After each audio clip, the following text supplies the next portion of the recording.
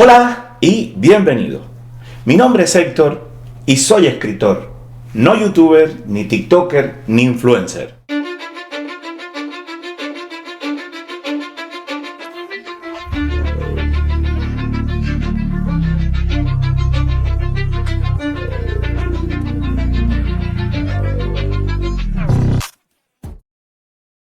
Hola y bienvenido. Hablemos de En agosto nos vemos, de Gabriel García Márquez.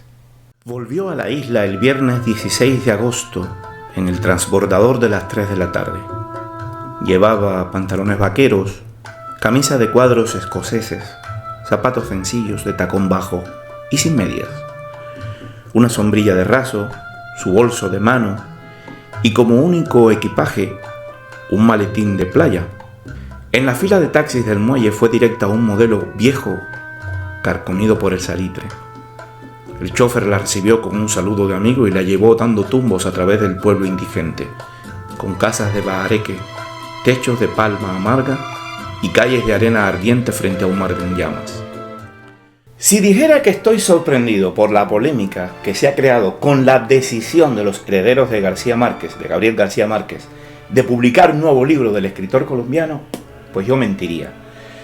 Pero sí me descoloca un poco, y me descoloca porque no alcanzo a entender del todo la indignación que ha rodeado la publicación de En agosto nos vemos. El problema en mi caso, según lo veo, tiene que ver con una dualidad de la que he hablado otras veces, o quizás con una parecida, de escritor e historiador, lo cual, como ya hice en su momento con Luis Gluck, y mi dualidad autor-editor me obliga a ponerme el sombrero de Chaflán, aquel gran humorista cubano que usaba un sombrero cuando hablaba en broma y se lo quitaba cuando hablaba en serio. En este caso, me lo quito o me lo pongo en función del escritor o el investigador, pero no sombrero porque no tengo. Me pondré una gorra. Primero, sin sombrero o sin gorra. Entiendo la polémica como autor. Se ha explicado en varios artículos que García Márquez había publicado 2 fragmentos de esta supuesta novela.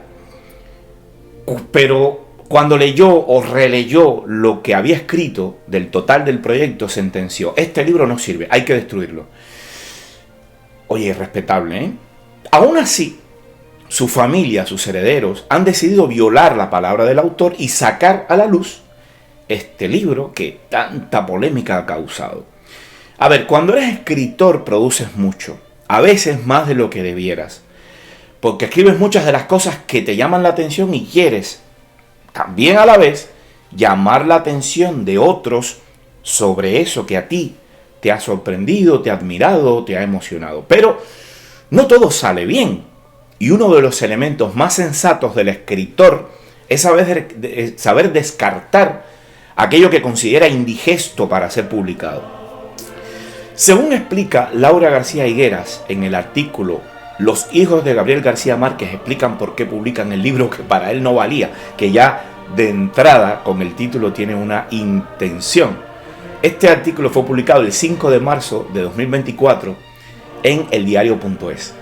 Y ella dice que esos textos de García Márquez los había desechado aunque estaban realmente a disposición de investigadores en el Harry Hansen Center de la Universidad de Texas. Y oye, esto es genial porque cualquier investigador podía acceder a esta obra en construcción. Y digo en construcción con toda la intención y porque lo creo por varios motivos. Tras leer la novela, algunos la llaman acertadamente relato o cuento corto, o cuento largo, depende. Adviertes que no tiene la fuerza imaginativa ni narrativa del hombre que escribió 100 años de soledad o Crónica de una muerte anunciada. Tiene errores típicos y contradicciones que se cometen durante la escritura, que luego, cuando revisa, elimina y pule. Tampoco tiene la fuerza de los personajes anteriores de García Márquez, que de tan solo escucharlos hablar, te ofrecen una caracterización enérgica y aquí, en esta novela, parecen como a medio construir. Los herederos dicen que los posibles errores o inconsistencias de la novela se deben a que García Márquez estaba en el momento de su escritura atacado por la demencia, olvidaba cosas, novelas que había leído, lugares que había visitado. Podría ser una explicación, aunque yo sigo creyendo que probablemente le faltó tiempo para revisar. Lo que sí debo decir es que al leer estos apuntes que hoy venden como novela, aún se nota la mano, muy pequeño, pero se nota la mano del talento que alguna vez escribió: alguien desordena estas rojas. Y sí, se nota, porque están ahí algunas de esas frases que solo a alguien como a García Márquez se le podían ocurrir. La adjetivación peculiar de su prosa, algunos de los rasgos mágicos, y aquí nunca mejor dicho lo de mágico, de los personajes que creaba. Y por eso, aunque no apruebo la publicación de la obra de un autor sin su consentimiento, incluso con su negativa, porque lo negó a hacerlo, tampoco veo el desastre marginal, la falta de respeto, la obra absolutamente menor, injustificable y deplorable, que de forma generalizada se apunta. Y aquí me coloco el sombrero o la gorra. Voy a mencionar algunos nombres. Algunos sabrán quiénes son, otros no tanto. ¿Qué tienen en común un escritor como Franz Kafka? Una fotógrafa como Vivian Maier, un escritor como John Kennedy Toole, un cantante como Sixto Rodríguez o un pintor como Van Gogh. Pues, más allá de algunas similitudes que podamos encontrar, lo más importante es que su obra, hoy remarcable, imprescindible en algunos casos, fundamental al punto de marcar una época y una forma de escribir, como el caso de Kafka, estas obras se habrían perdido en la trituradora del tiempo si alguien no se hubiese tomado el trabajo de rescatar la obra de todos ellos tras su muerte. El caso de Kafka es sangrante porque a su rescate póstumo hay que agregar su voluntad de destruir toda su obra antes de morir. Y yo me pregunto, ¿cuánto nos habríamos perdido si Max Brod hubiese hecho caso a Kafka? Pero no es el caso de García Márquez, que ya poseía una obra absoluta y consagrada. Seguro me vas a decir, oye, y tienes razón. Pero me asiste un argumento que hasta el más crítico de la obra de García Márquez, de esta concreta, si alguna vez una persona, un crítico, ha tenido una voluntad creativa, no podrá negarme. Un autor es el peor juez de su obra, para bien y para mal. Ha sucedido que la más conocida canción de un músico, la mejor novela de un escritor, el lienzo mejor logrado de un pintor, o la película más vanguardista o atrevida de un cineasta, no es la obra que más valora a su creador, a pesar del encanto que transmite al consumidor de la obra. Y esto tiene una explicación tan simple como que a veces, como creadores, consideras que tu trabajo mejor logrado es aquel que más esfuerzo te costó o donde más esfuerzo pusiste, y sin embargo menos valora el público. Y esa contradicción incomoda. Y ha habido casos donde una obra poco valorada por su autor y que iba a ser destinada a la destrucción ha sido salvada por el criterio inexperto de alguien que ni siquiera escribe, pinta o hace algún tipo de labor creativa. Simplemente le pareció buena o atractiva y la publicó o la sacó a la luz. Pero tú mismo has reconocido que esta obra es incompleta.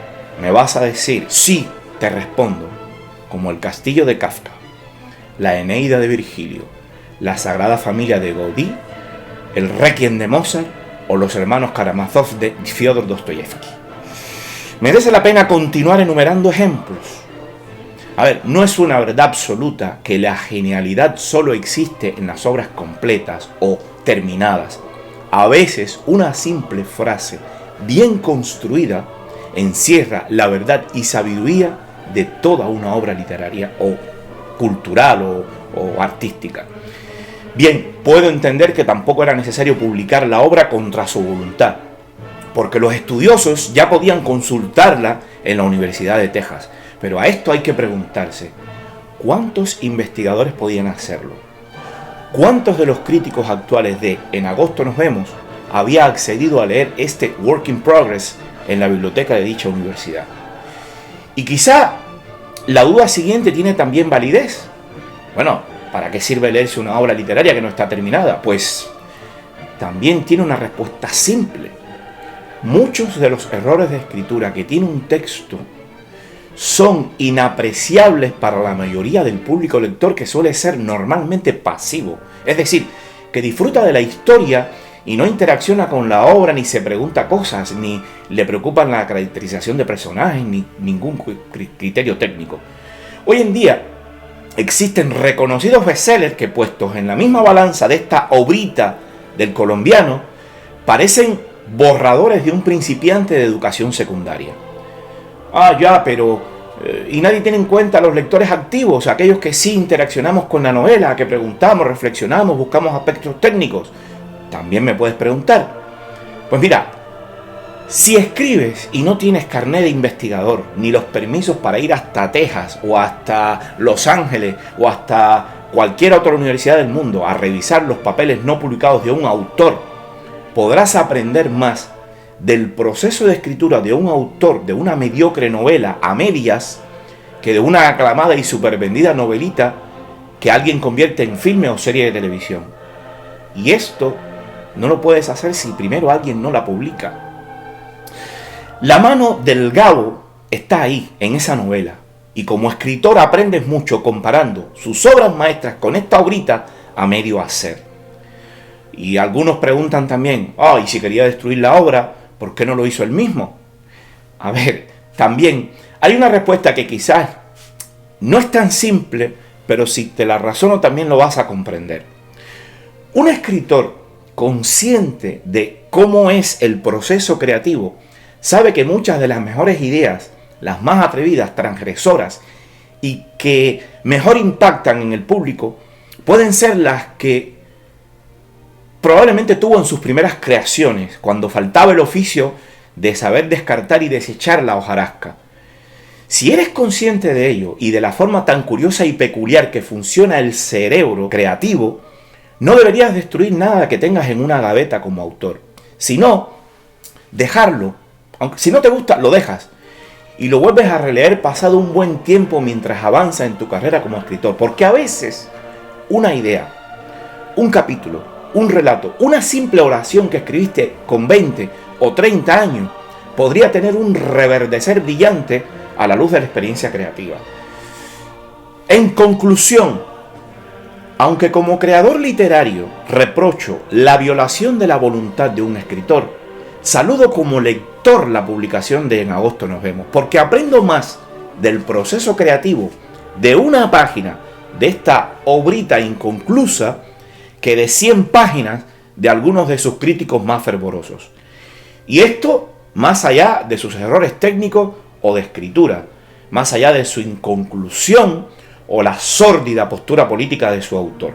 Por cierto, no he querido darle mucha importancia a esto último, porque algunos lo han apuntado demasiado, pero no le quería dar mucha importancia porque nadie perspicaz en su sano juicio desecharía las obras completas de un autor magistral porque esté en las antípodas de su ideología política. Pero no quiero irme sin mencionar un detalle. Si destruyéramos la obra de todos los autores que han tenido una discutible o canallesca postura política o incluso social, probablemente tendríamos que desechar la mitad de la historia del arte. Y esto solo si lo analizamos con la estrecha mirada de la cultura de la cancelación de hoy en día. Porque cuando cambien los censores, que algún día cambiarán, nos quedaremos sin la otra mitad de la cultura. ¿Estás dispuesto a correr ese riesgo?